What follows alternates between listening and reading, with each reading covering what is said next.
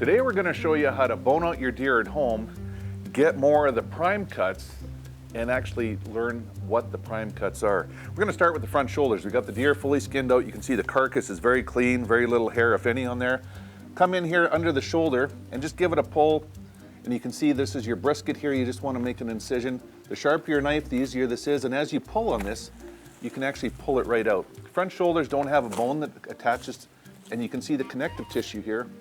And all you have to do is follow it. And as you come up, it releases. On the top end here is the shoulder blade, and we just come in above it. And there's your full front shoulder in one piece, ready to bone out. Let's show you how to take it apart. Got it laid out here. You can see neck meat, back of the shoulder, shank at the bottom.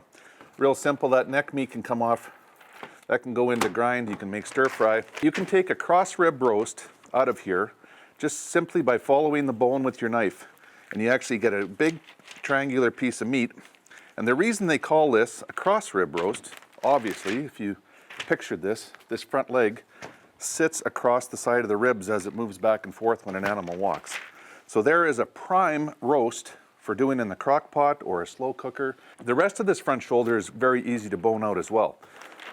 If you look at the shoulder blade and the joints, you can actually take this apart quite simply. Just wiggle it a little bit, you'll find out where that joint is, and you can come down and you can see that joint. As soon as you score between it, it's going to be easy to just cut through it.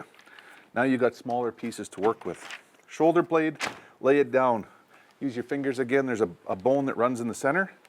You come down I prefer to do the left side first. And just like you're filleting a fish, you follow that edge of the bone and take it right off. Just like that. Turn it around. Again, follow the bone. And you come down, fillet it off the shoulder. You can see a sharp knife makes a huge difference. We're right tight to the bone. And there's the other piece. Let your fingers do the walking, find those bone edges.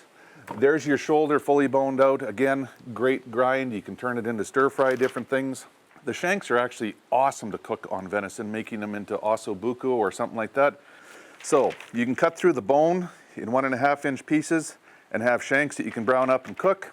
Or again, if you just feel with your fingers, you can follow that bone and take these shanks off. Look at that, right tight to the bone. Now, if you were gonna make OSSOBUCO, you could just cut these into pieces.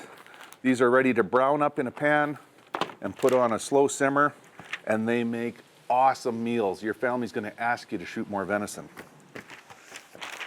Here we have some more trim. It's actually a very solid piece of muscle on the bottom end of the shoulder.